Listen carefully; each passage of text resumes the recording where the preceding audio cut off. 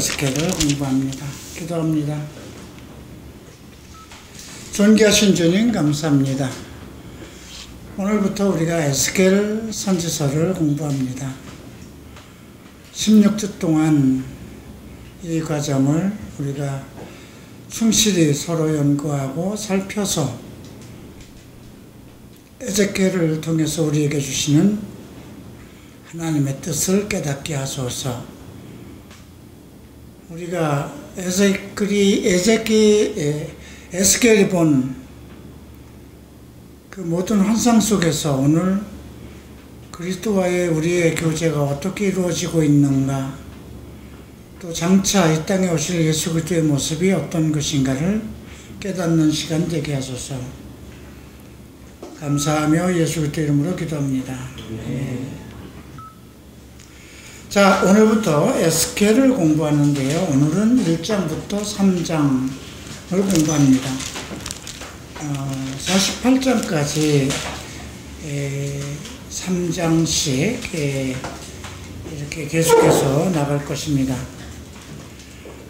우선 에스겔서 1장을 보기 이전에 예레미야서 29장을 먼저 보겠습니다.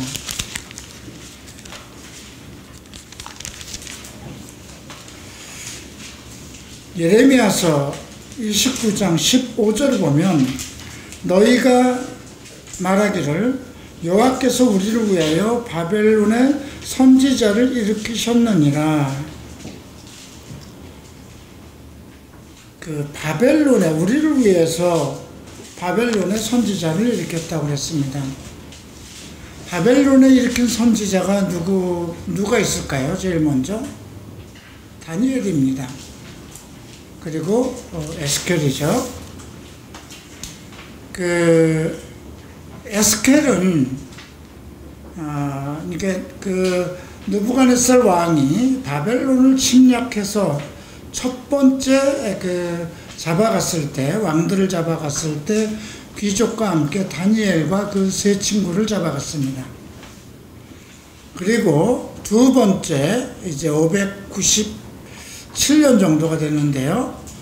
기원전 597년도에 또 다시 공격해서 에스겔과 또 많은 이스라엘 사람들을 포로로 잡아갑니다. 그리고 BC 587년도에 예루살렘이 완전히 멸망돼서 세 번째로 이스라엘 백성들을 모두 포로로 잡아가죠. 그러니까 에스겔은 두 번째에 잡혀간 그런 선지자라고 생각하면 되고요. 그는 예언자였고 제사장이었습니다. 그래서 여기에 보면 이제 1장에 보면 그의 부르심, 환상을 통해서 환상을 보여주시면서 그 앞으로 이스라엘에 있을 여러 가지 비전, 하나님께서 어떻게 역사하시는가를 깨우쳐 주시고요. 2장에서는 에스겔의 소명, 부르심에 대해서 언급합니다. 그리고 3장에서는 너를 파수꾼으로 세웠다. 그래서 지금 1, 2, 3장은 모두 에스겔이 본 하나님의 비전이라고 할까요? 환상 속에 본 하나님의 모습, 또 하나님의 사역하는 그런 모든 상황들을 1장에서 보여주시고, 그 다음 부르심과 그 다음에 소명, 파수꾼으로 세운 그 내용들이 기록되어 있습니다. 자, 이제 1장 1절부터 보겠습니다.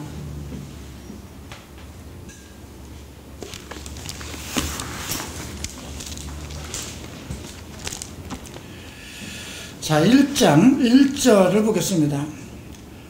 30째 해 넷째 달 초닷새에 내가 그발강가 사로잡힌 자 중에 있을 때에 하늘이 열리며 하나님의 모습이 내게 보이니, 하늘이 열리고 하나님의 모습을 보이셨다는 거죠.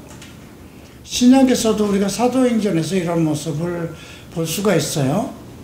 스데반이 돌에 맞아 죽을 때에 하늘이 열리고 주께서 서 계신 것을 보았다고 그러죠. 그런데 지금 포로로 잡혀가 있는 중에 그 그발강이라는 것은 이 유브라데 강에서 지금 바벨론 도성까지 운하를 만들었어요. 강을 만든 거예요.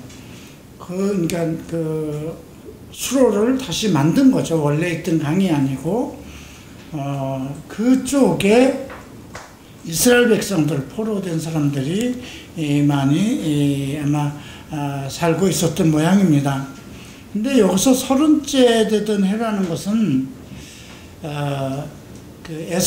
에스겔의 나이를 이야기하는 것보다는 제사장의 위치에 있다는 것을 전제로 하고 있는 것입니다. 왜냐하면 제사장이 되려면 30살이 되어야 되고 반드시 결혼을 했어야 됩니다. 원래 에스겔은 33살에 결혼을 했고 그 다음 26살에 포로가 돼서 왔어요. 그러니까 제사장이 되기 전에 이제 포로가 된 겁니다. 그래서 30살이 됐으니까 이제 제사장 가문 사람이고 하니까 이제 사역을 이제 제사장으로서 또 선지자로서 예언자로서 사역을 하게 된 것이죠. 자, 그 특별한 내용 중에 그 아내가 죽은 내용이 또 기록되어 있는데 한번 24장을 한번 보시겠습니다.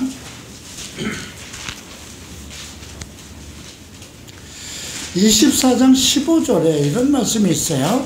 여호와의 말씀이 또 내게 임하여 이르시되 인자야 내가 내 눈에 기뻐하는 것을 한 번 쳐서 빼앗으리니 너는 슬퍼하거나 울거나 눈물을 흘리거나 하지 말며.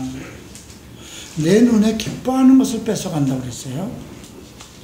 죽은 자들을 위하여 슬퍼하지 말고 조용히 탄식하며 수건으로 머리를 동이고 발에 신을 신고 입술을 가리지 말고 사람이 초상집에서 먹는 음식물을 먹지 말라 하신지라. 내가 아침에 백성들에게 말하였더니 저녁에 내 아내가 죽었으므로 아침에 내가 받은 명령대로 행하였다. 아침에 받은 말씀이에요.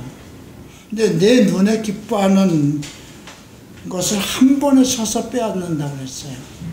근데 그게 저녁에 이루어졌어요. 자기에 관한 예언이에요.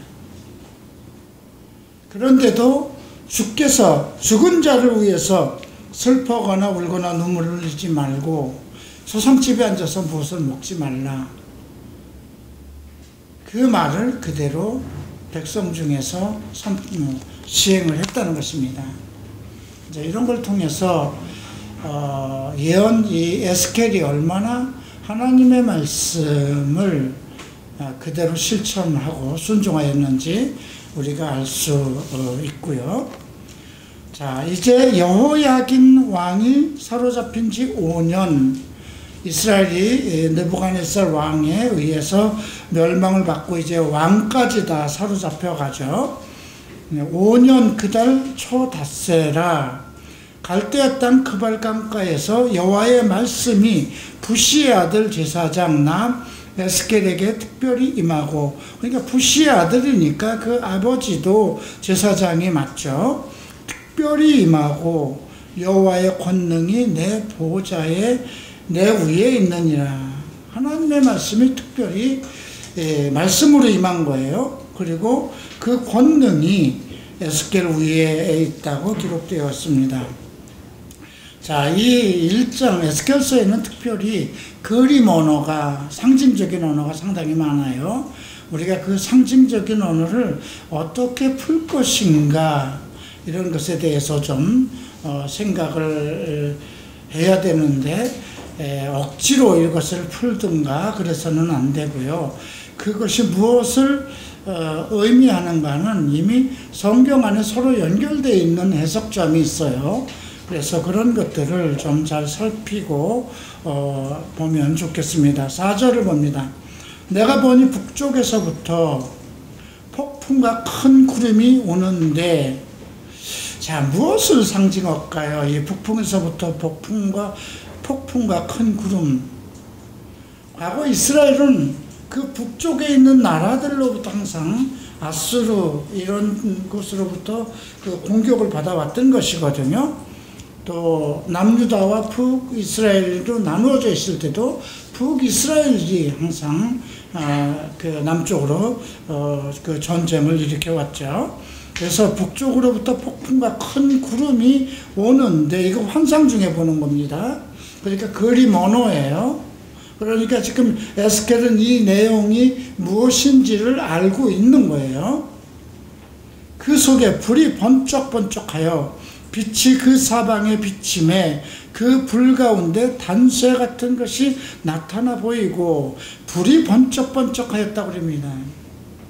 불이라는 것은 우리가 불 그러면 불의 심판, 불은 모든 것을 태워버리는 거잖아요. 빛이 그 사방에서 비침에 그 불 가운데서 단쇠 같은 것, 달아있는 쇠붙이 같은 것, 얼마나 두려울까요? 이것은 그냥 봐도 우리가 그 어떤 심판과 같은, 그러니까 북쪽에서 북풍이 불어서 오는 그것 자체가 다른 나라를 통해서 지금 그 이스라엘을 징치하는 것 그 자체가 심판이라는 것입니다. 그 속에 네 생물의 형상이 있습니다. 그 폭풍 중에도 우리가 요즘 이제 뭐 태풍 마이삭이 지나갔는데 또 오늘 밤 늦게 태풍이 또 불어온다 그러잖아요. 그런데 지금 뭐 태풍이라는 것은 이것이 우리나라를 지금 일본과 우리나라를 지금 심판하는 것이다 이렇게 생각한 사람은 아무도 없어요. 그 태풍이 하나의 기압의 영향으로 인해서 이렇게 불어오고 있는 것이니까요. 그런데 지금 그 에스겔에게 보여준 이 환상을 통해서 에스겔은 그 내용이 무엇인지를 지금 그 짐작을 하고 있는 거예요. 왜냐하면 어떤 것을 보여주실 때 그 선지자에게 그것을 보여준 자에게는 그것을 깨달을 수 있는 지혜를 같이 주기 때문이죠. 그 속에 네 생물의 형상이 나타나는데 그들의 모양이 이러하니 그들에게 사람의 형상이 있더라. 자, 네 생물의 형상인데 그들에게 사람의 형상이라고 했어요. 사람의 형상을 언급된 것이 성경은 어디에서 제일 먼저 언급되어 있을까요? 창세기 1장 26절이에요. 그죠? 야, 우리가 사람을 만들고 그랬죠? 하나님의 형상대로 만드는데 여기서 얘기하는 건 지금 내 생물 가운데 사람의 형상이 있다고 언급되어 있어요. 자, 그리고 내 생물의 형상입니다. 그런데 그 모양은 그들에게 사람의 형상이 있고요. 그들에겐 각각 네 얼굴과 네 날개가 있어요. 사람의 형상이라는 걸 넷이 있다는 걸 먼저 전제로 하고요. 근데 네 얼굴이 있고 네 날개가 있어요. 자, 그리고 다리는 곧은 다리라고 그랬어요. 일자로 쭉 뻗은 다리죠. 예. 또 그 발바닥은 송아지 발바닥 같고, 아직 송아지 발바닥이라는 건 뭘까요? 황소 발바닥이라 그러면 잘 뛰고 자기 마음대로 다니고 그런 걸 알 수 있잖아요. 그죠? 근데 송아지 발바닥은 이제 걸음마를 시작하는 거잖아요. 그죠? 그리고 광낸 구리같이 빛나며, 그러니까 다리가 걷고 발바닥은 송아지 발바닥 같고, 송아지는 이제 장차 커서 어떤 일을 시키기 위해서 키우는 것인데 그 발바닥이 송아지 같다는 거예요. 그러니까 이제 일을 할 준비가 되어 있다는 것을 볼 수 있고, 광랜구리 같이 빛난다고 해서, 구리는 성경에서 항상 심판을 뜻합니다. 그러니까 이 내 생물의 형상이 사람과 같은데 얼굴과 날개가 있고, 이 모습 속에서 우리가 발견할 수 있는 것은 어떤 심판과 어떤 일과 관계가 있다는 것을 알 수가 있어요. 자, 8절 봅니다. 그 사방 날개 밑에 또 사람의 손이 있어요. 특별한 형상이죠. 우리 사람의 형상으로 얘기를 한다면 날개는 없어야 돼요. 근데 위에 보면 네 날개가 먼저 있고, 날개 밑에는 지금 사람의 손이 있어요. 그 네 생물의 얼굴과 날개가 이러하니, 날개는 서로 연하였다. 서로 연결되어 있다는 거예요. 날개는 어떤 일을 하는 거죠. 운행이죠. 우리가 이 부분을 먼저 좀 이해하기 위해서 이사야서 6장을 좀 보시겠습니다.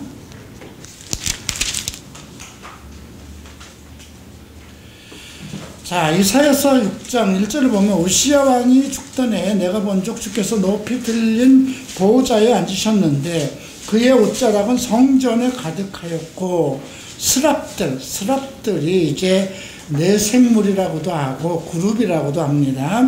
모시고 섰는데 각기 6날개가 있어요. 그리고 그 둘로는 자기의 얼굴을 가리었고, 그 둘로는 자기의 발을 가리었고, 그 둘로는 날며 그랬습니다. 자, 둘로 얼굴을 가렸다는 건 얼굴이 보이지 않게 하였다는 것이고요.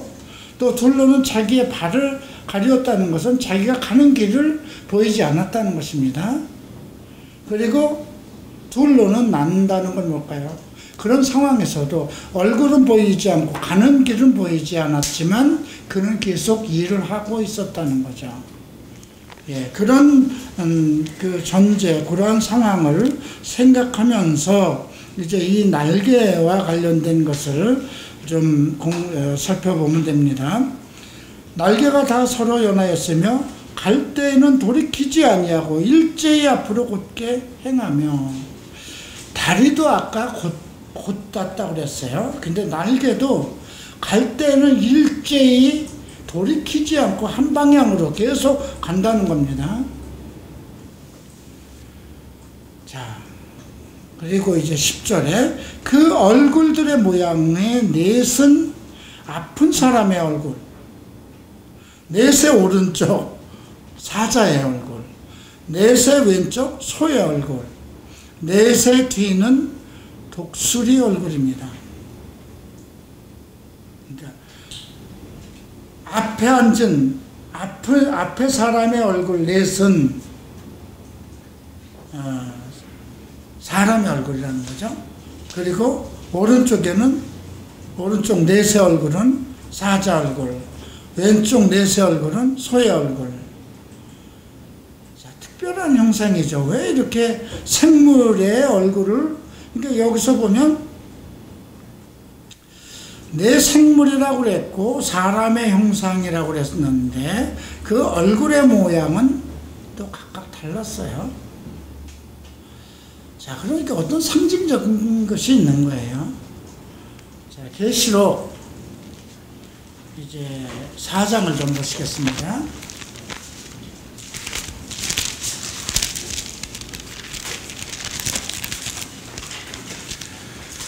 자, 이때도 보니까 하늘이 열렸어요. 4장 1절을 보면. 아까 이사야서 6장을 볼 때도 하늘이 열렸어요. 그죠? 그리고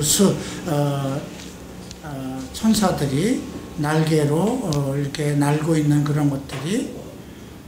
그 다음 요한계시록에서도 보면 지금 이제 그 6절을 봅니다. 보좌 앞 수정과 같은 유리바다가 있고 보좌 가운데와 보좌 주위에 네 생물이 있는데 앞뒤의 눈들이 가득 차더라. 자, 4장 7절에 보면 이제 네 생물이 6절에서 언급되어 있죠. 첫째 생물은 사자 같고, 둘째 생물은 송아지 같고, 셋째 생물은 사람의 얼굴 같고, 넷째 생물은 날아가는 독수리. 조금 순서만 바뀌었어요. 첫째와 넷째가, 그죠? 그러나 네 생물의 얼굴이 지금 똑같이 지금 그 에스겔서 1장에 언급한 것과 똑같습니다. 자, 그러면 우리가 10장도 한번 보십시다. 에스겔서 10장.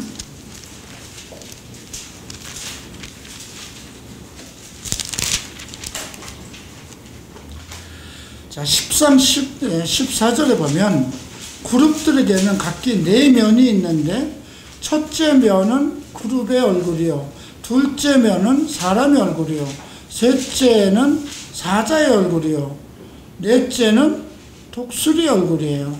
어떤 얼굴이 빠졌나요? 소의 얼굴이 빠졌어요. 그죠? 근데 여기서는 첫째 면은 그룹의 얼굴이라고 그랬어요. 그러니까 지금 에스겔서 1장과 10장과 계시록 4장 전체를 보면 그러니까 버전이 다른 것 같은데 같은 내용이에요. 그죠? 이사야의 버전이나 에스겔의 버전이나 사도 요한의 버전이나 하늘에서 본 그 네 생물의 그 형상이 다 네 생물이었어요. 그죠? 근데 얼굴도 같았어요. 그러니까 지금 버전은 서로 사람은 다르고 시대는 다른데도 그 선지자들이 본 버전은 똑같다는 거예요. 그렇기 때문에 우리가 이것을 해석하는데도 이것은 종말에 가는 것이구나, 전체적인 것을 다 봐야 되는 것이구나, 그런 생각을 염두에 두고 봐야 돼요. 그래서 이것에 대해서 지금 1장 10절에 네 생물의 얼굴에 대해서는 여러 가지로 그 언급이 신학자마다 좀 달라요. 그런데 그 중에서 이제 뭐 촉스미스 목사님도 이런 것을 보는 것들의 내용, 그러니까 그 청 목사는 이렇게 얘기를 하고 있어요. 사자의 얼굴 하면 사자는 모든 짐승 중에 왕이라는 거죠. 그 다음에 독수리는 모든 새 중에 가장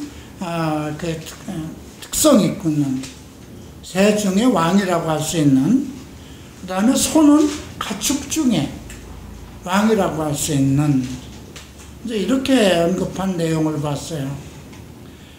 근데 우리가 이제 사복음서를 봤을 때 이제 마태복음은 이스라엘 백성들을 위한 거예요. 근데 이스라엘을 사자라고 얘기를 해요. 짐승을 여기다 비교하면. 그래서 다윗 왕을 사자 왕이라고도 불러요.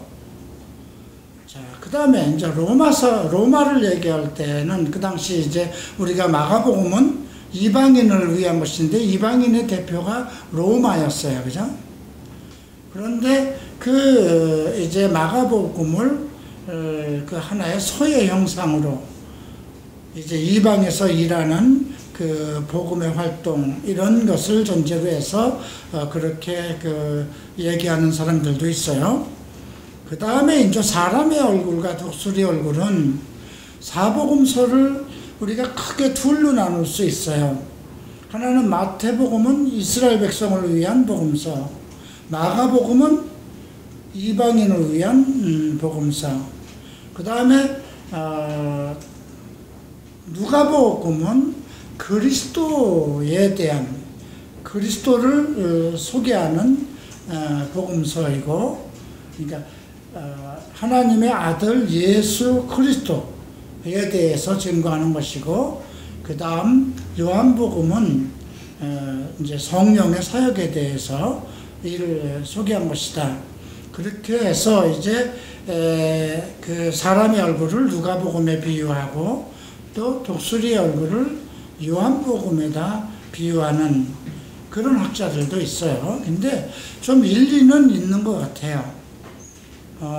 이렇게 전체적인 것을 이렇게 봤을 때, 이 부분이 무엇이다 이렇게 우리가 증명할 수는 없는데, 지금 이것은 무엇을 얘기하는 것이냐면 메시아의 형상을 우리에게 보여주는 거예요.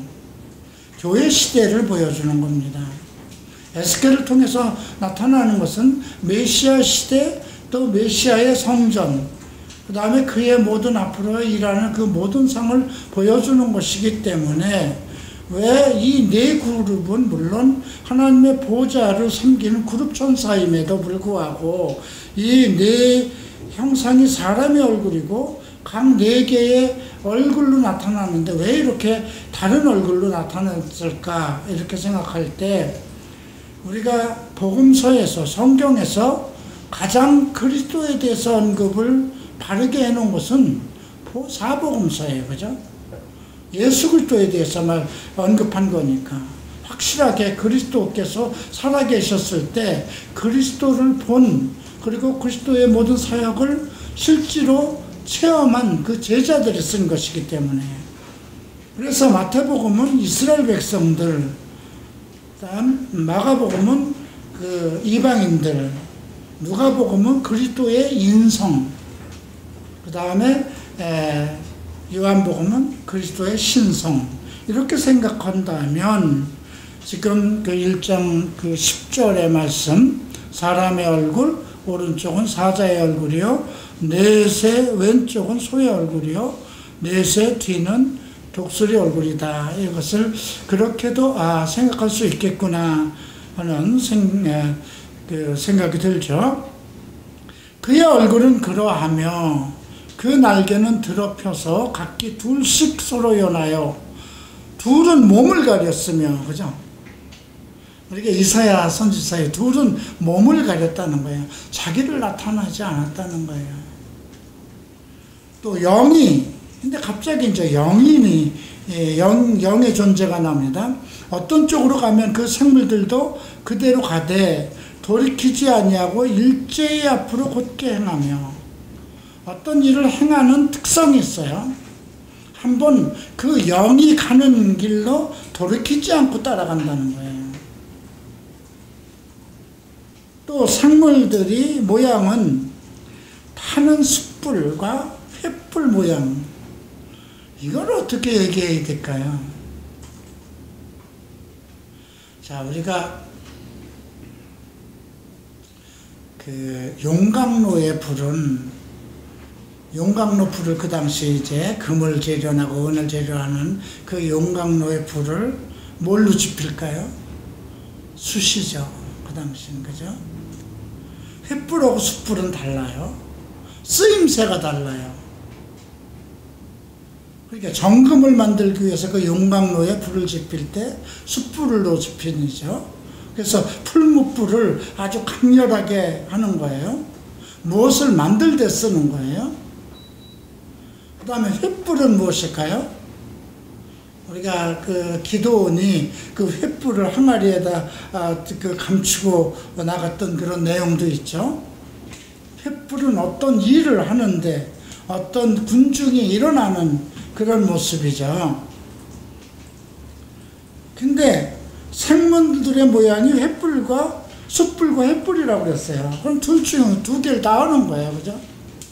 하나는 무엇을 자기의 사람을 정금같이 만들 수도 있는 것이고요. 그죠?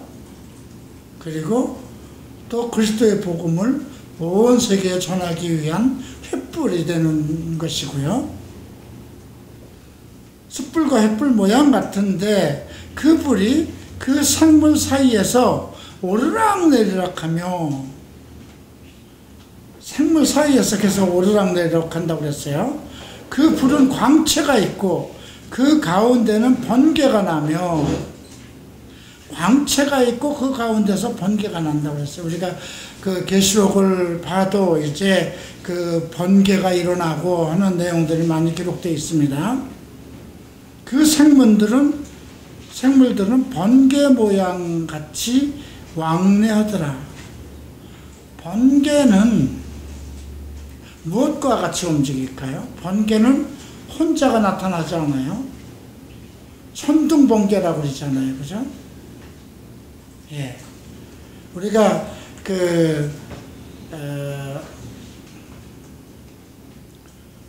야고보와 요한의 별명을 보아너겟이라고 지어줬죠. 번개의 아들들이라고 그랬어요. 그죠? 예. 생물들은 번개 모양같이 왕래하더라. 이렇게 정말 우리가 알아들을 수 없는 어떤 그림 언어로 지금 기록되어 있죠. 15절 봅니다. 내가 그 생물들을 보니 그 생물들 곁에 있는 땅 위에는 바퀴가 있어요. 생물들 곁에 있는 땅이 있어요. 그리고 바퀴가 있어요. 바퀴는 뭐 운행하는 거죠. 움직이는 거죠.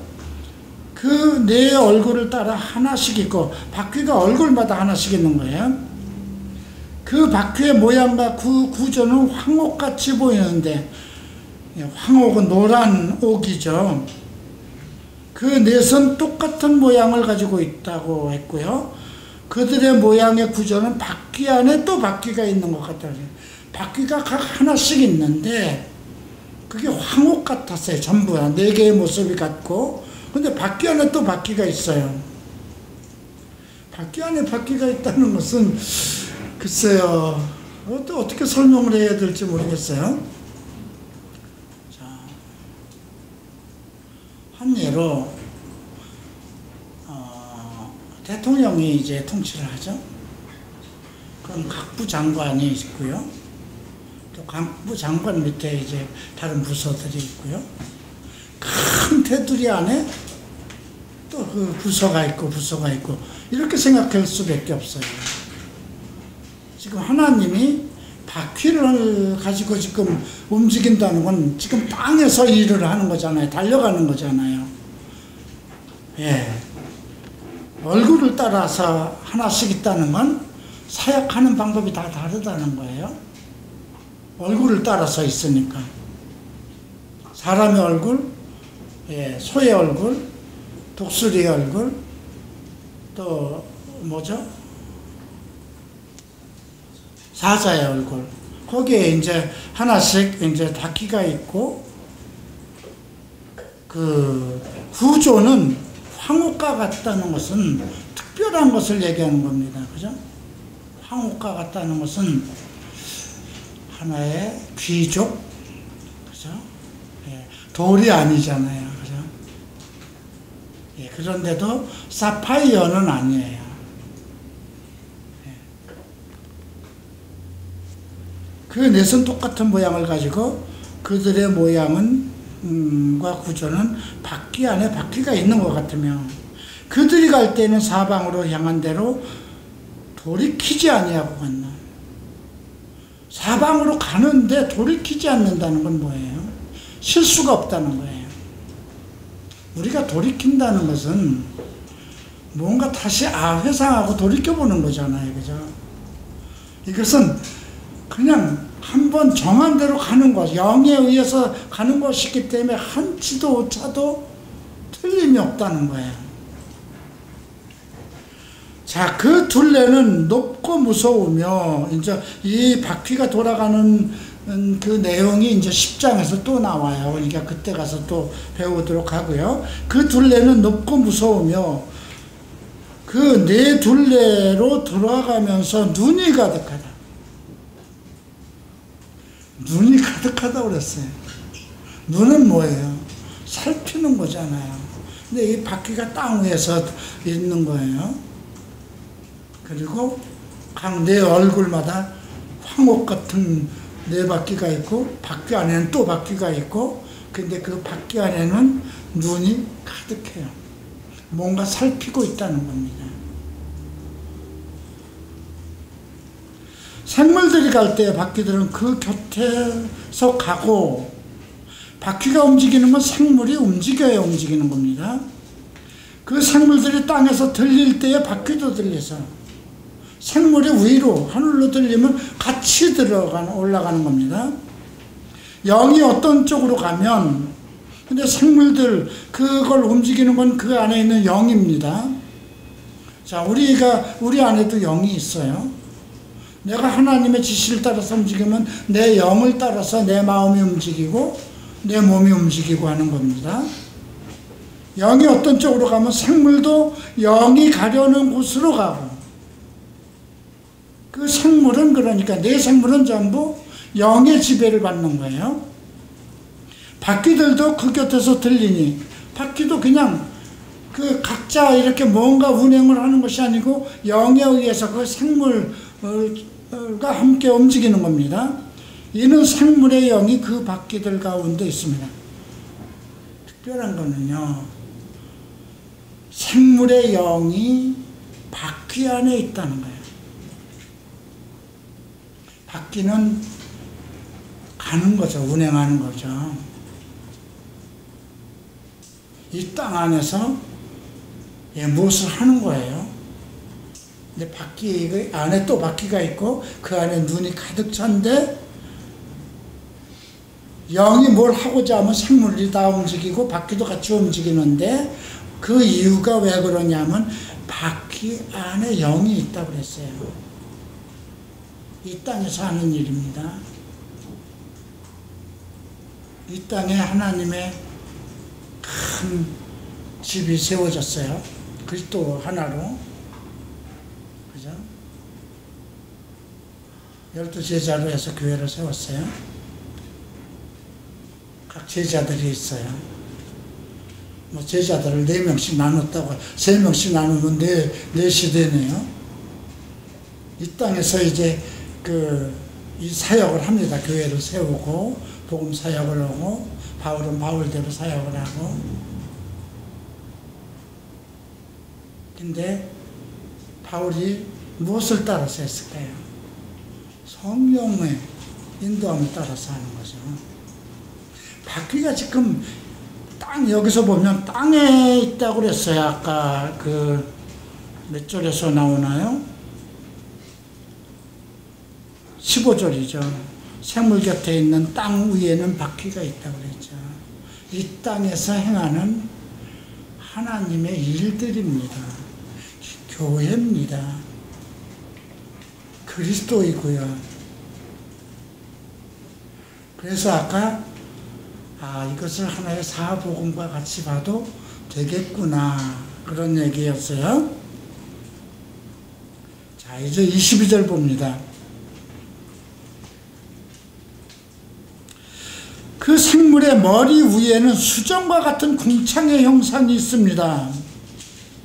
이건 이제 10장에서 우리가 자세히 봐요. 그리고 계시록 4장에도 보면 이제 궁창이 나와요.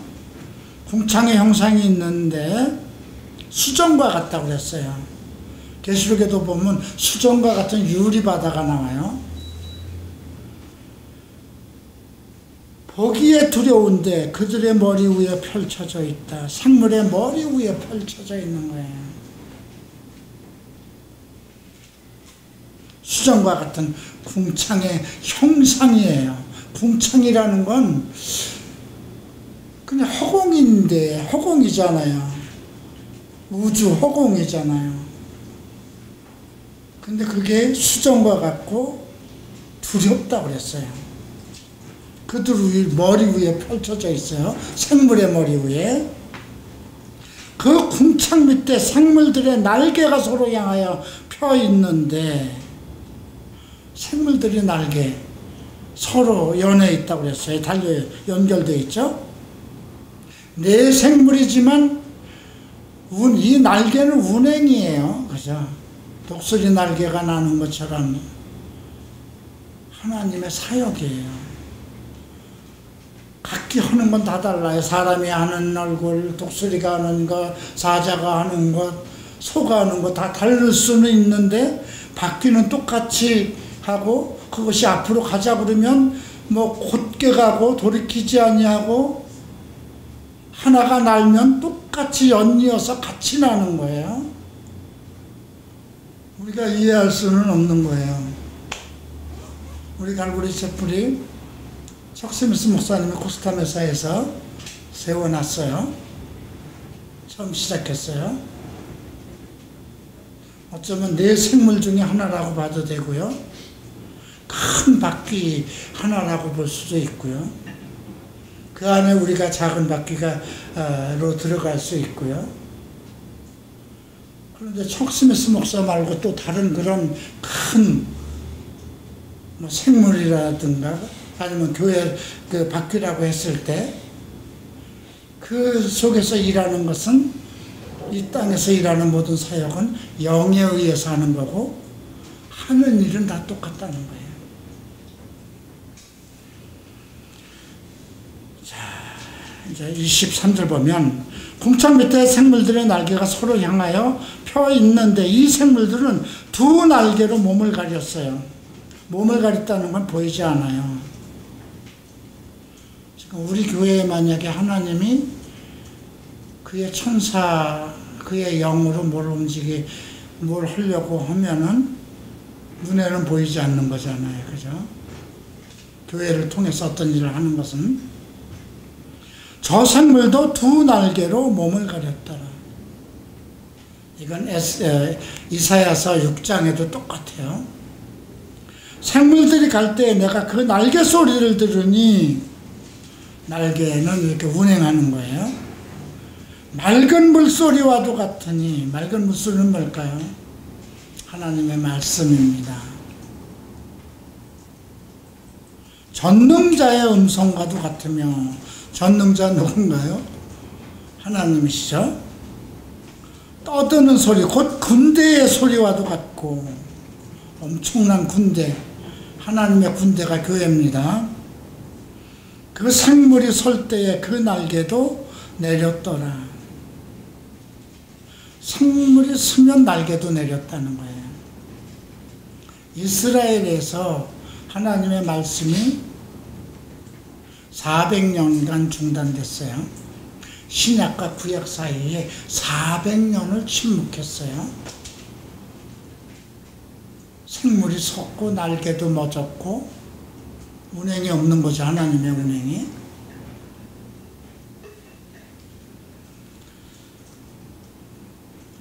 그 머리 위에 있는 궁창 위에서 음성이 나더라. 궁창 위에서 음성이 나요. 예. 그 생물이 설 때 그 날개도 내렸더라.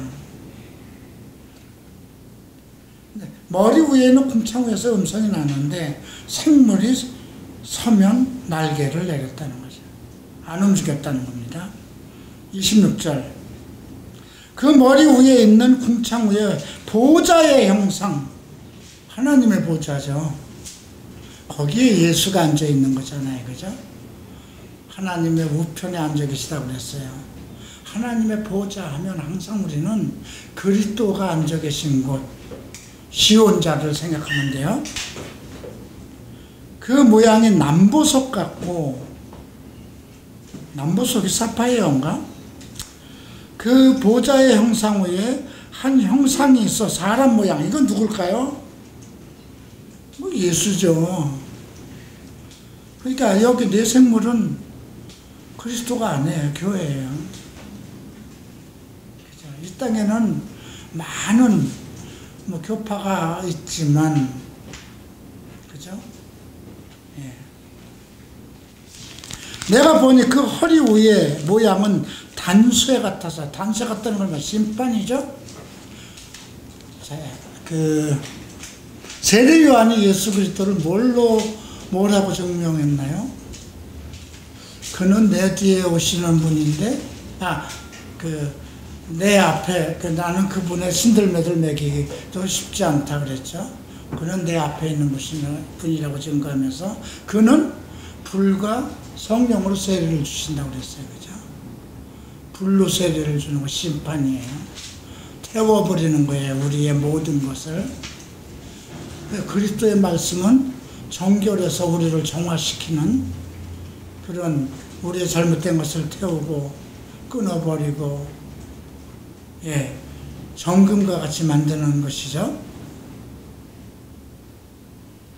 그 위의 모양은 단쇠 같아서 그 속에 주위가 불 같고 그의 심판과 판단이 살아서 있는 겁니다. 그 허리 아래의 모양도 불과 같아서 사방으로 광채가 나며, 그 사방의 광채의 모양은 비 오는 날 구름이 있는 무지개 같으니. 이거 어디에서 봤어요? 창세기 9장이잖아요. 그죠? 다시 심판하지 않겠다고 하셨잖아요. 그죠? 그러니까 그 궁창 위에 보좌에 앉으신 그 사람 같은 분, 사람 모양 같은 그분은 예수 그리스도예요. 여기 보면 지금 무지개 같은 그 구름 언급을 하니까, 그죠? 이는 여호와의 형상, 영광의 형상의 모양이라.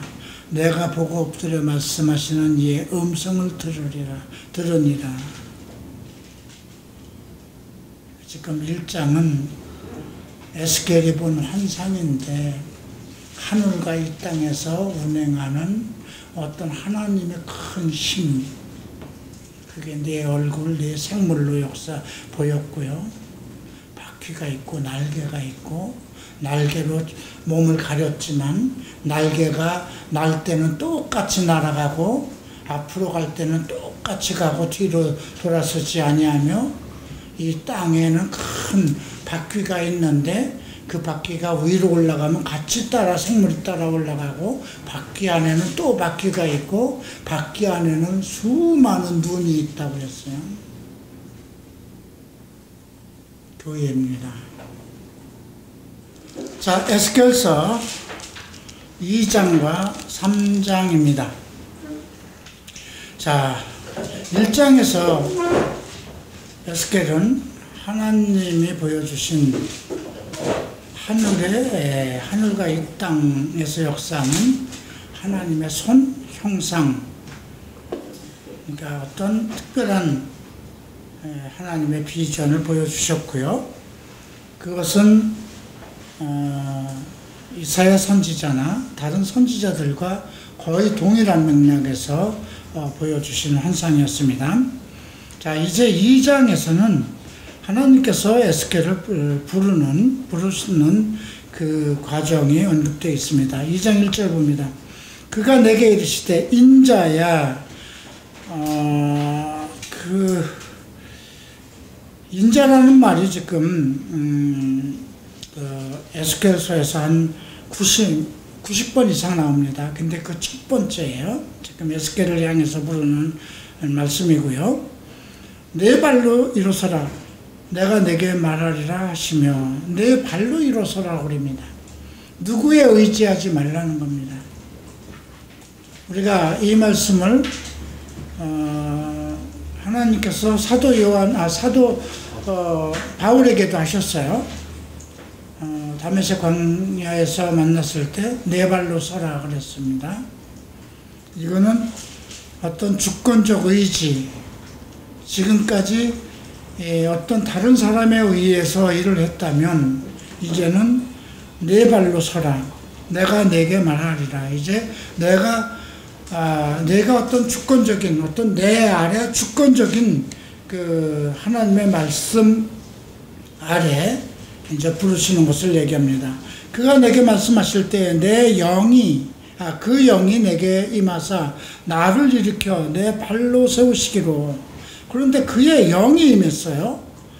근데 그 에스겔은 아마 내 발로 일어서라 그러는데 일어설 수가 없었던 모양입니다. 나를 일으켜 내 발로 세우시기로. 이 말은 무엇이냐면 성령에 의해서, 이제 우리가 발이라는 것은 자기 의지로 가고 싶은 데 가는 거잖아요. 그죠?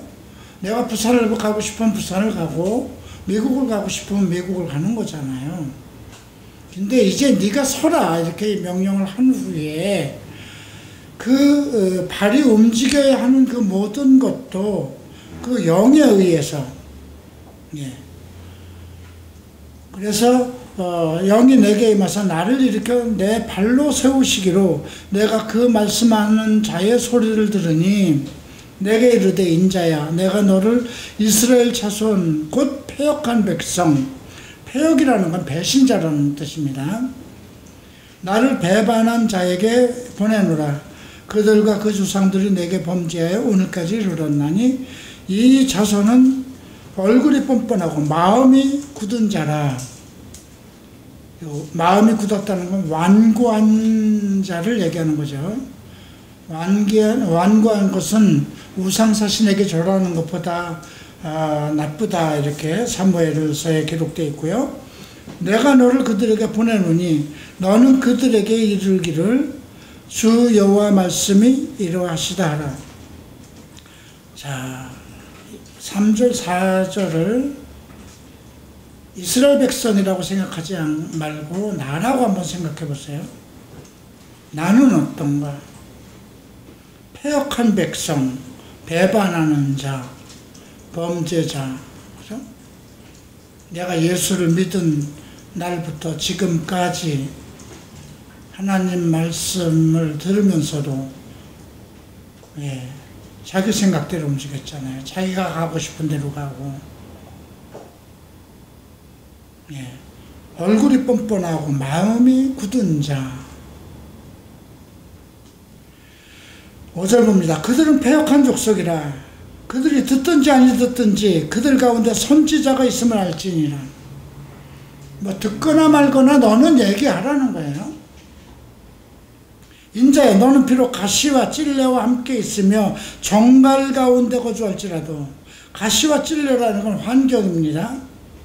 정갈 가운데 거주할지라도, 정갈은 사람을 쏘면 정말 죽을 만큼, 견딜 수 없을 만큼 아픈 거죠. 그러니까 나를 공격하는, 그래서 앞에서 얘기한 가시와 찔레는 환경을 얘기하고요. 전갈은 나를 못 견디게 하는 어떤 사상이라고 그럴까요? 정갈 가운데 거주할지라도 그들을 두려워하지 말고, 그들 말을 두려워하지 말고, 그러니까 지금 그들을 두려워하지 말고 그들의 말을 두려워하지 말라는 거예요. 그들은 패역한 족속이라도 그 말을 두려워하지 말며, 계속해서 말을 언급하고 있습니다. 만약에 내가 공산주의 지금 북한에 가 있는데 그들이 어떤 말을 할지라도, 어떤 독한 말을 할지라도 그것이 너의 심령을 정말 아프게 하고 뭐 어떤 말을 할지라도 두려워하지 말라는 거죠. 그 얼굴을 무서워하지 말지어다. 그들은 심히 패역한 자라. 그들이 듣든지 아니 듣든지 너는 내 말로 구하라 그러죠. 내 발로 서되 내 말로 구하라는 겁니다. 내 의지를 가지고 이렇으라는 거죠. 근데 내 의지는 성령의 인도하심을 받아야 된다는 거죠. 성령의 일으키심 속에 있어야 되고, 그리고 그 환경이 어떻든지 간에 너를 마주하고 있는 그 자들이 어떤 독한 말을 하든지 간에 너는 내 말로 두려워하지 말고 그들의 얼굴을 두려워하지 말라는 거죠. 자, 8절.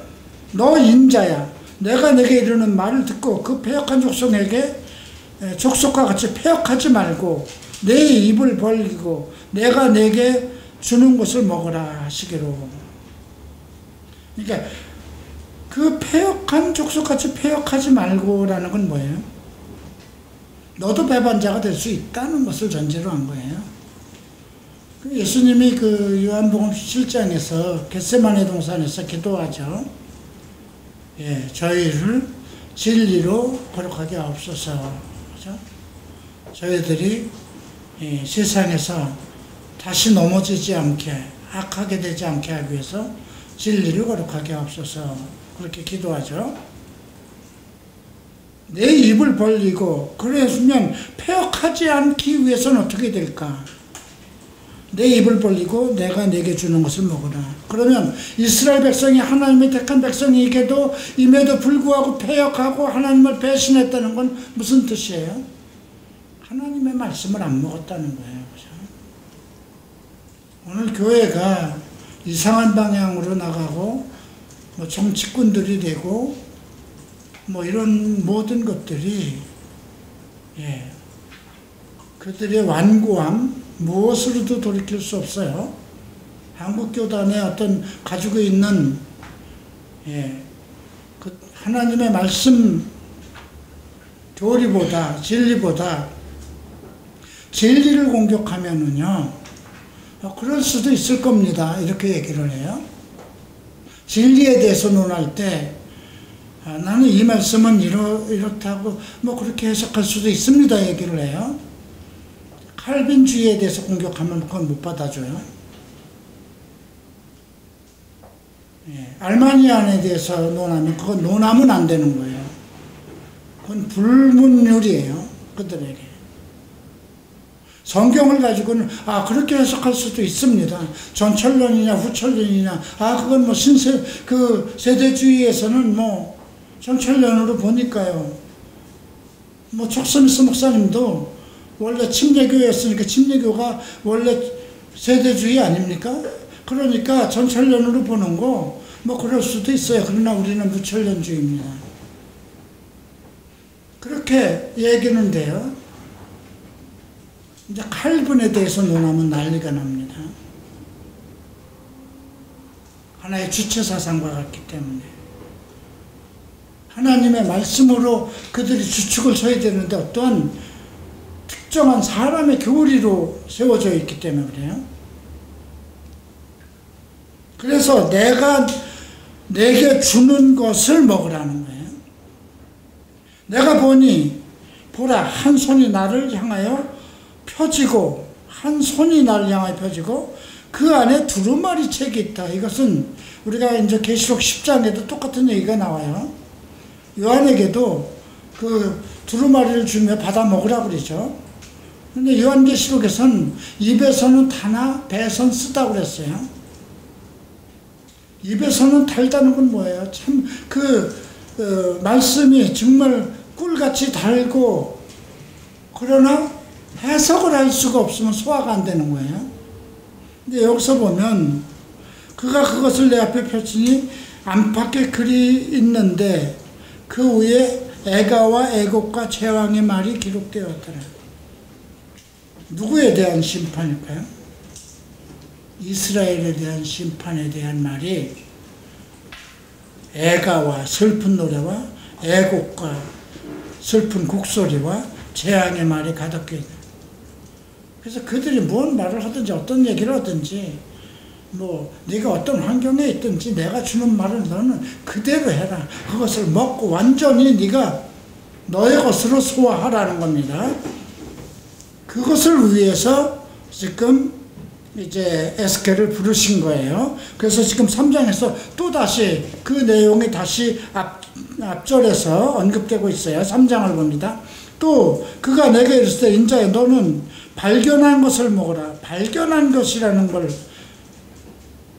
네가 발견한 것 무엇을 발견했나? 이건 뭘까요? 그 말씀 내가 준고 너한테 준 두루마리를 위해서 발견한 것을 먹어라. 이는 이 두루마리를 먹고 가서 이스라엘 족속에게 말하라 하시기로. 발견은 상황을 얘기합니다. 이스라엘 백성이 A라는 상황에 있으면 A라는 상황에 맞는 걸 발견해서 갖다 줘야 되잖아요. 그죠? 이스라엘 백성이 지금 B라는 환경에 있어요. 그러면 그 받은 말씀 두루마리 속에 있는 것 중에 B에 맞는 걸 발견해서 갖다 줘야 되는 거잖아요. 그렇기 때문에 발견한 것을 먹으라는 거죠. 그 상황적인 그 모든 것. 너는 이 두루마리를 먹고 이스라엘 족속에게 가서 말하라 하시기로 내가 입을 벌리고 그 두루마리를 내게 먹이시며 내게 이르시되 인자야 내가 내게 주는 이 두루마리를 내 뱃속에 넣으며 내 창자에 채우라 하시기에 내가 먹으니 그것이 내 입에서 탈기가 꿀과 같더라 그랬어요. 자, 배에 넣고 창자를 채우라는 건 완전히 소화시키라는 거예요. 성경에 대한 완전한 분석. 먼저 이제 발견은 관찰이죠. 그죠? 관찰과 해석과 적용까지 완벽하게 하라는 거예요. 그런데 입에서 달기가 꿀 같다 그랬어요. 계시록 그 10장에서 나오는 거는 내가 입에서는 타는데 속에서는 쓰다고 그랬어요. 소화하기가, 해석하기가 너무 어려웠던 거죠. 그 내용에 대해서는 몰라요, 우리도. 예, 또 다른 예언에 너는 가서 또 예언을 하라고 이제 그 사도 요한에게 한 말씀이기 때문에 4절을 봅니다. 그가 또 내게 이르시되 인자야 이스라엘 족속에게 가서 내 말로 그들에게 구하라. 항상 내 말로 구하는 거예요. 목사는 자기 말로 구하면 안 되는 거예요. 성경의 말로서 하나님의 말씀을 전해야 되는 거죠. 너는 언어가 다르거나 말이 어려운 백성에게 보내는 것이 아니요 이스라엘 족속에게 보내는 것이라. 내가 여러분들하고 똑같은 말을 하는 거죠. 네, 한국말을 다 하는 사람들에게, 같은 족속, 같은 민족에게 하는 거예요. 너는 언어를 다르거나 말이 어려워 내가 그들의 말을 알아듣지 못할 나라에 보내는 것이 아니, 너는 이방인에게 보내는 것이 아니라 너와 같은 민족, 같은 언어를 쓰는 그 이스라엘 백성에게 보낸다는 거죠. 내가 너를 그들에게 보냈다면 그들은 정녕 내 말을 들었으리라. 사실 같은 언어, 같은 민족, 하나님 택한 민족이기 때문에 내가 너를 그들에게 보내면 그들은 정말 내 말을 들어야 된다는 거예요. 그러나 이스라엘 백성은 이마가 굳고 마음이 굳어서, 이마가 굳었다는 건 뻔뻔하다는 겁니다. 마음이 굳어 완고한 거죠. 내 말을 듣고자 아니하리니 이는 내 말을 듣고자 아니함이라. 사무엘에게도 이런 일이 있었어요. 그죠? 하나님의 뜻은 선지자, 그러니까 그 선지자를 통해서 계속해서 이스라엘을 통치하고자 했던 거예요. 사사를 둬서. 근데 주변에 가나안 그 땅에 보니까 다른 나라 왕들은 전부 다 위험이 있어요. 그러니까 우리에게 왕을 달라고 그러죠. 그러니까 사무엘이 화를 냅니다. 근데 하나님께서 그냥 들어주라고 그러죠. 저들이 내가 왕됨을 싫어하는 것이다. 내 말을 듣는 것이 아니, 거절하는 것이 아니라 내 말을 거절하는 것이다. 자, 보라, 내가 그들의 얼굴을 마주 보도록 내 얼굴을 굳게 하며, 그들의 얼굴이 뻔뻔한데 내 얼굴은 내가 더 뻔뻔하게 만들어줄게. 그러고요. 그들의 이마를 마주 보도록 내 이마를 굳게 하였으니, 예. 내 이마를 화석보다 굳은 금광석 같이 하였다고 그럽니다. 네. 그들이 비록 반역하는 족속이라도 두려워하지 말며 그들의 얼굴을 무서워하지 말라 하시니라. 자, 그러니까 이걸로 봐서 에스겔이 상당히 온순한 사람인 걸 같았어요.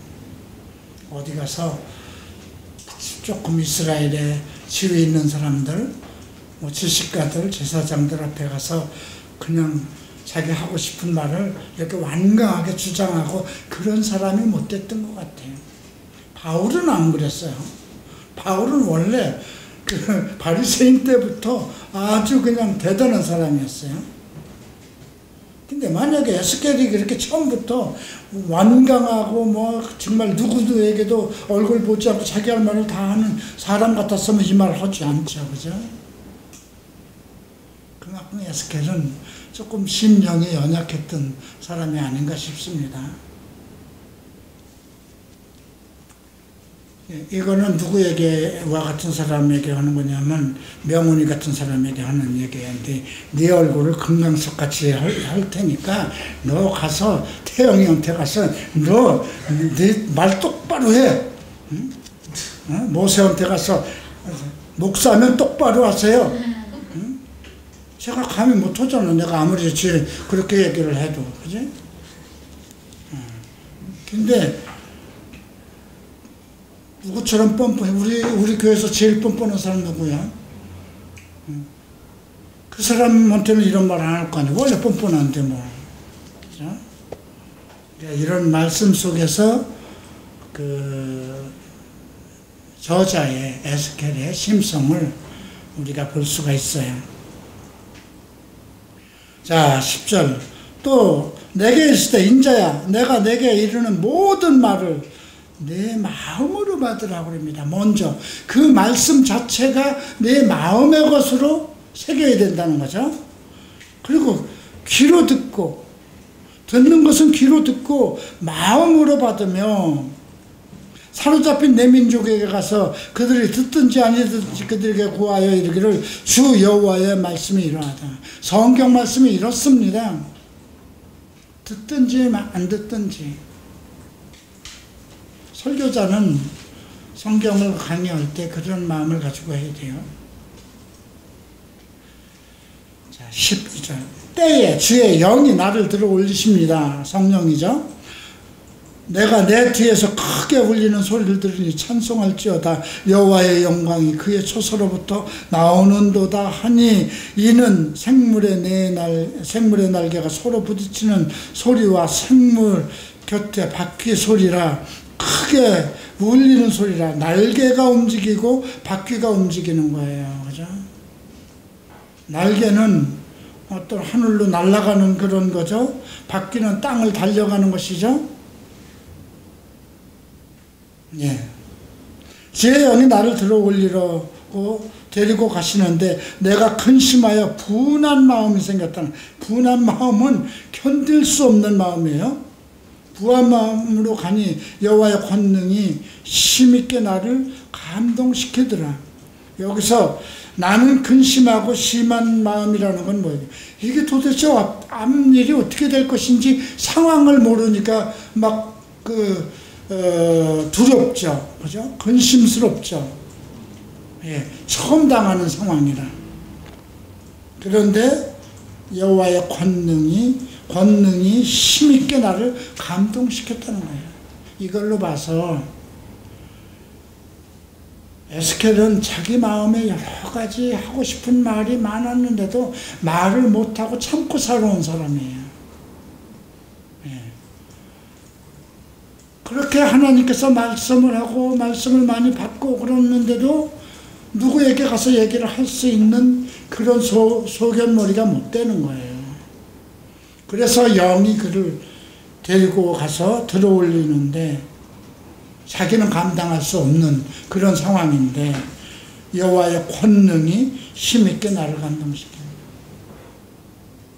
이제 우리가 다음 달에는 하베스트라는 수수시대라는 총목사님이 쓰신 글이에요. 갈보리체풀의 제자들, 갈보리체풀 시작. 이제 그 내용을 보면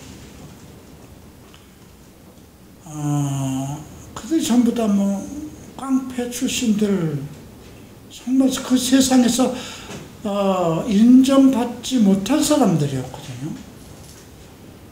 근데 당당하게 그들을 목사로 세우고 그들이 이제 활동을 하는 겁니다. 그들이 어땠을까요? 그들은 자기 자신을 다 알죠. 나만 해도 내 자신을 생각할 때 내가 만약에 성령으로 나를 세우지 않았으면 내 과거를 다 알고 나를 다 아는 사람들이 서울에 있는데 내가 아무리 7년을 일본에 있었다고 해도 같은 시대에 살고 있었잖아요. 내가 43살에 변화됐다고 해도 45세 나오면 38살에 들어가서 45세 나왔으면 7년밖에 안 된 거거든요. 나에 대해서 전부 다 알아요. 대한민국이 떠들썩 하는 그런 클럽에. 예.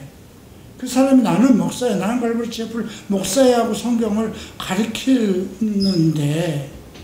할 수 있겠느냐 이거예요.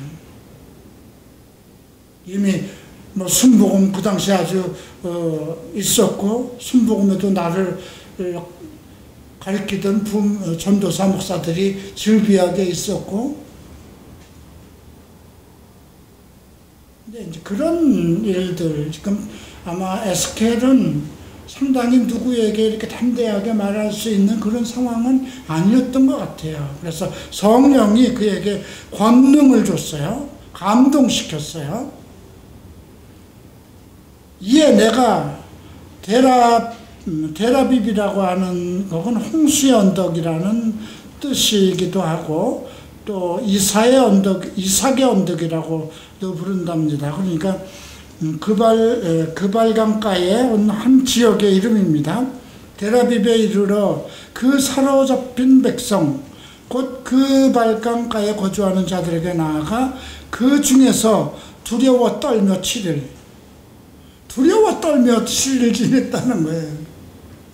왜 그랬을까요? 너무나 그들은 율법과 자기의 위치와 비록 이방 속에 와서 포로가 됐다 하더라도 그 수많은 사람들이 그 지역의 그발강 데라빕에 살면서 나름대로 상하 구조를 가지고 있었던 거잖아요. 네. 그들 속에 들어왔는데 7일 동안 말 한마디 못하고 두려움에 떨며 7일. 하나님의 말씀이 이렇게 임했고 권능이 임했음에도 불구하고 실제로 현장에 닥치니까 아무것도 못하는 거예요. 7일 후에 여호와 말씀이 내게 임하여 이르시되 인자야 내가 너를 이스라엘 족속의 파수꾼으로 세웠다. 파수꾼이라는 감시꾼이죠. 감시하는 사람이죠. 사명을 주는 거예요. 너는 내 입에 말을 듣고 나를 대신하여 그들을 깨우치라. 파수꾼은 잠자는 자를 깨우치는 거고, 그들의 영적인 지도자가 되어야 되는 것이거든요. 나를 대신해서 하나님을 대신하라는 거죠. 가령 내가 악인의 말하기를, 이 말씀은 여러분들 지금 여러분들도 잘 들어야 돼요. 내가 악인에게 말하기를 너는 꼭 죽으리라 할 때에 내가 깨우치지 아니하거나 말로 악인에게 일러서 그의 악한 길을 떠나 생명을 구원하게 하지 아니하면 그 악인은 그 죄악 중에서 죽으려니와 내가 그의 핏값을 네 자손에게 찾을 것이다. 내 손에서 찾을 것이다. 이 말은 뭐냐면 악인을 보고 너 죽을 것이야. 그러니까 정신 차리고 회개하고 하나님께 돌아와. 그렇게 얘기를 하라고 그랬는데 안 했어요. 그러면 그 죄 지은 사람은 자기 죄 때문에 죽어. 그러나 그의 핏값을 내가 너한테 갚는다는 거죠. 그 사람에게, 죄인에게 깨우치지 않았기 때문에. 또 한 가지 19절 내가 악인을 깨우치되 그가 그의 악한 마음과 악한 행위에 돌이키지 아니하면 그는 그의 죄악 중에서 죽거니와 너는 내 생명을 보존하리라. 근데 악인을 깨우쳤어요. 근데 돌이키지 않아. 너 동성애 그만해 했는데도 계속해. 술 먹지 마 그랬는데 계속 술 먹어. 그러면 그는 그의 죄악 중에서 죽지만 너는 구원을 받는다는 거예요. 근데 그 사람에게 그 말을 하지 않아서 그 사람이 돌이키지 않았다면 물론 그 사람은 자기 죄로 죽는다는 거예요. 이건 지금도 똑같은 거예요.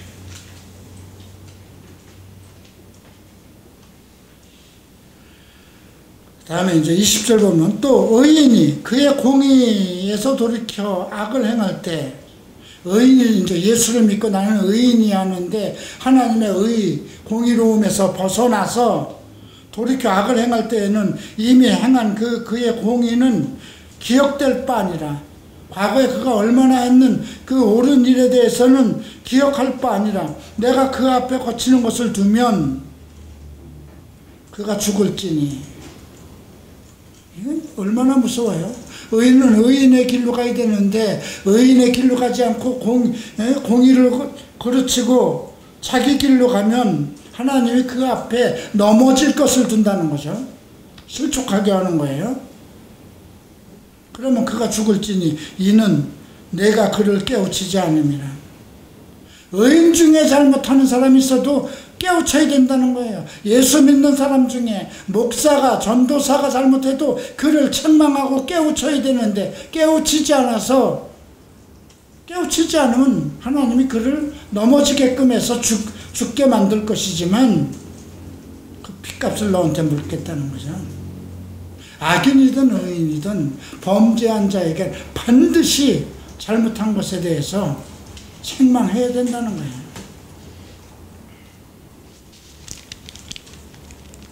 21절 그러나 내가 그 의인을 깨우쳐 범죄하지 아니하게 하므로 그가 범죄하지 아니하면 정령 살리니 이는 깨우침을 받음이요 너도 내 영혼을 보존하리라. 이게 파수꾼의 임무니까 목사의 임무이기도 한 거거든요. 하나님의 말씀을 대언하고 예. 자 22절 여호와께서 권능으로 거기서 내게 임하시고 또 내게 이르시되 일어나 들로 나가라고 하셨네요. 내가 거기서 너와 말하리라. 이제 들로 불러내서 말씀하십니다. 내가 일어나 들로 나가니 여호와의 영광이 거기 머물렀는데 내가 전에 그 발강가에서 보던 영광과 같은지라 내가 곧 엎드리니 주의 영이 내게 임하사 나를 일으켜 내 발로 세우시고 내게 말씀하시되 이르시되 너는 가서 내 집에 들어가 문을 닫으라 그럽니다. 문을 닫으라는 건 뭐예요? 더 이상 일하지 말라는 거죠. 너 인자야 보라 무리가 내 위에 줄을 놓아 너를 동여매리니 내가 그들 가운데서 나오지 못할 것이다. 내가 활동하지 못하도록 꽁꽁 묶어둔다는 이건 뭐예요? 바울을 감옥에 집어넣듯이 예수를 십자가에 못 박듯이 그렇게 한다는 거예요.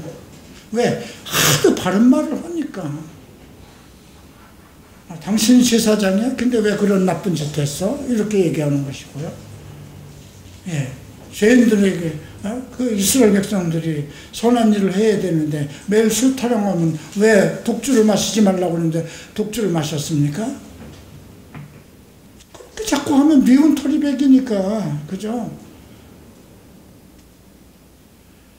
자 그리고 그것뿐이에요. 근데 26절에 내가 내 혀를 내 입천장에 붙게 하여 내가 말 못하리는 자가 되어 그들을 꾸짖는 자가 되지 못하게 하리니 그들은 패역한 족속이라.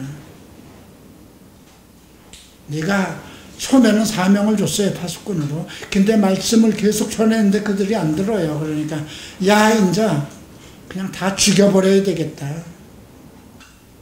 너 이제 더 이상 하지 마. 너를 죽이려고 이제 내가 움직이지 못하도록 그렇게 하니까 그때는 네 입을 열지 마 이거예요. 입천장을 붙게 해서 말을 못하게. 어떤 과거에 요 말을 많이 쓰는 뭐라 그럴까요? 부흥사들도 있었어요. 그래서 또 그런 부흥사 말을 듣고 막 예언한다고 하고 방언한다는 사람들 중에는 왜 그렇게 매일 방언 기도하더니 요즘 방언 안 하세요? 그러면 하나님께서 내 혀를 입천장에 붙게 하셨다고 그런 사람들도 있었어요. 혀가 입천장에 붙으면 죽는 거죠. 그들을 꾸짖는 자가 되지 못하게 하리니 그들은 패역한 족속이라. 그러나 내가 너와 말할 때에는 내 입을 열리니 너는 그들에게 이르기를 주 여호와의 말씀이 이러하시다 하라. 들을 자는 들을 것이요 듣기 싫은 자는 듣지 아니하니 그는 패역하는 족속이라. 어떤 말씀과 관계가 있나요? 마태복음 13장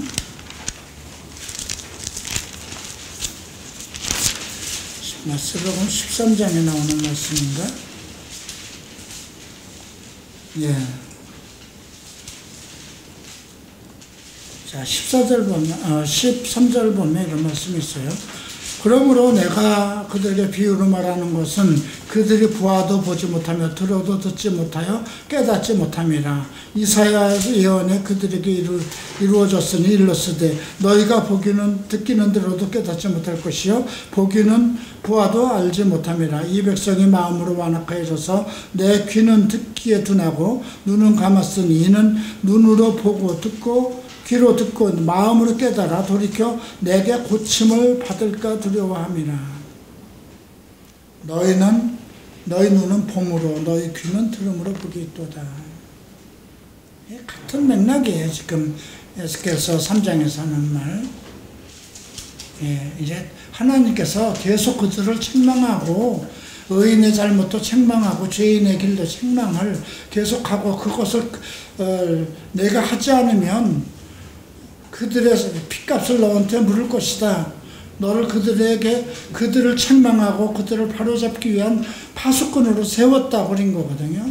그런데도 그들이 듣지 않고 오히려 에스겔을 이제 아무것도 못하게끔 이렇게 올가매버릴 그럴 때에는 너 아무것도 하지 마라. 내가 입천장에 네 혀를 붙여서 말도 못하게 할 것이니까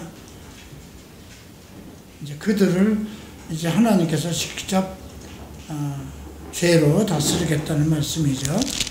자, 이렇게 해서 이제 에스겔의 본 환상과 에스겔의 소명과 또 파수꾼의 역할이 무엇인지 살펴봤습니다.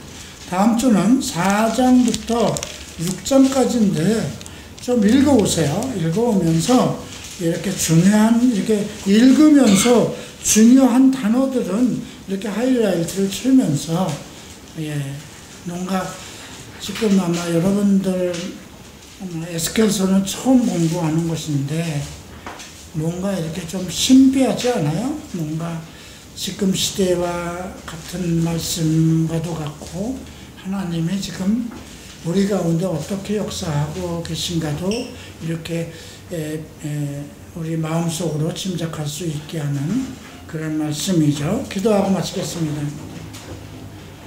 존귀하신 주님 감사합니다. 에스겔서를 통해서 우리가 오늘 우리의 시대를 바라봅니다. 지금도 에스겔 선지자는 필요합니다. 이 땅에 주께서 세운 종들을 통해서 파수꾼들을 통해서 죄인을 책망하고 의인들의 잘못을 책망하고 그들을 일깨워서 온전한 주님의 바른 길로 갈 수 있는 그런 사역자들이 되게 하소서. 감사하며 예수 그리스도 이름으로 기도합니다. 마치겠습니다.